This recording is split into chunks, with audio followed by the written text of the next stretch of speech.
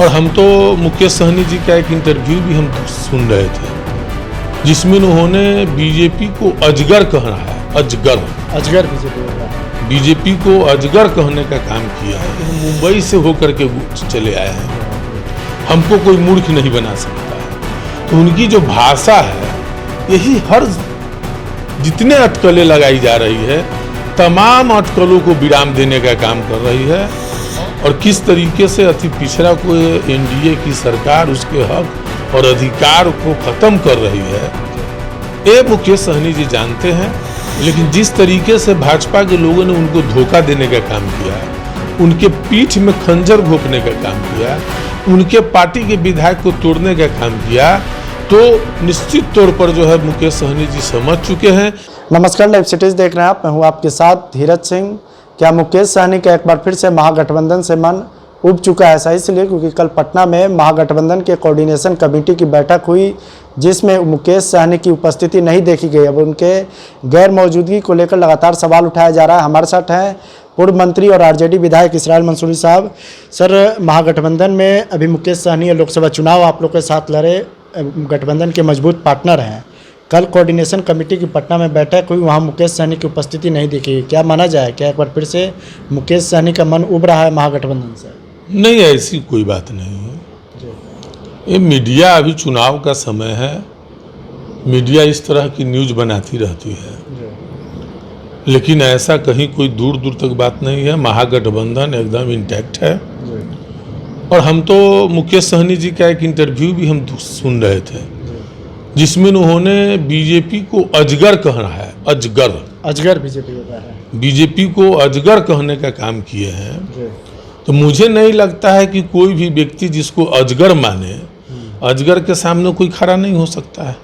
दूसरी, उन्होंने भाषा का यूज किया है कि हम मुंबई से होकर के चले आए हैं, हमको कोई मूर्ख नहीं बना सकता है।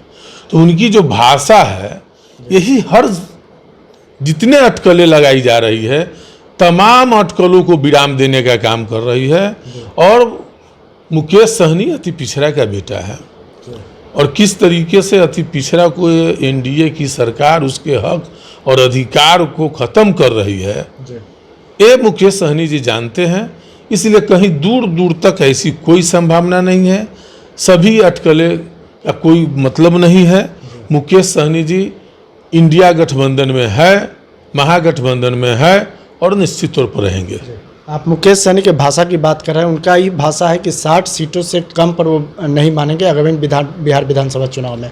उप मुख्यमंत्री पद की भी डिमांड करे, तो क्या नहीं लग रहा है कि एक तरीके से दबाव बना रहे हैं आप लोगों को? नहीं, ठीक है, हर पार्टी चाहती है कि ज़्यादा से ज़्यादा सीट मिले, लड़े। ऐसा नहीं है, हर पार्टी की अपनी रहती है इच्छा। लेकिन जो महागठबंधन तय करेगी, जो अलायंस तय करेगी, उसके हिसाब सब लोग मिलकर लड़ेंगे, इसमें कहीं कोई दो राय नहीं है। अब इनको लेकर बयानबाजी भी हो रही। एनडीए के लोग तो कह रहे हैं कि मुकेश सहनी अगर एनडीए में आना चाहे तो उनका स्वागत है, लेकिन हमारे विचार के साथ रहें तो विचार हम लोग भी उनका साथ देंगे। अब जो व्यक्ति वैचारिक रूप से जिसको अजगर कहता हो तो विचार मिलने का कहाँ कोई सवाल है। इसलिए मुझे नहीं लगता है कि इस तरह की कोई बात है। पिछले विधानसभा चुनाव से ठीक पहले वो आप लोग का साथ छोड़कर एनडीए में चले गए, तो क्या नहीं लगता है कि इस बार भी ऐसी कोई संभावना बनती हुई नजर आ रही है? तो देखिए, एनडीए में वो चले गए चाहे कारण जो हो, लेकिन जिस तरीके से भाजपा के लोगों ने उनको धोखा देने का काम किया, उनके पीठ में खंजर घोंपने का काम किया, उनके पार्टी के विधायक को तोड़ने का काम किया, तो निश्चित तौर पर जो है मुकेश सहनी जी समझ चुके हैं। इसलिए अजगर की संज्ञा देने का काम किया है। तो अब दूर दूर तक ऐसी कोई संभावना नहीं दिख रही है। आप लोग पूरा आश्वस्त है कि मुकेश सहनी कहेंगे? एकदम महागठबंधन के साथ है और रहेंगे। चलिए, तो बहुत बहुत धन्यवाद। यह है पूर्व मंत्री और आरजेडी एमएलए इसराइल मंसूरी साहब। दिल्ली से लाइव सिटीज के लिए मैं धीरज सिंह।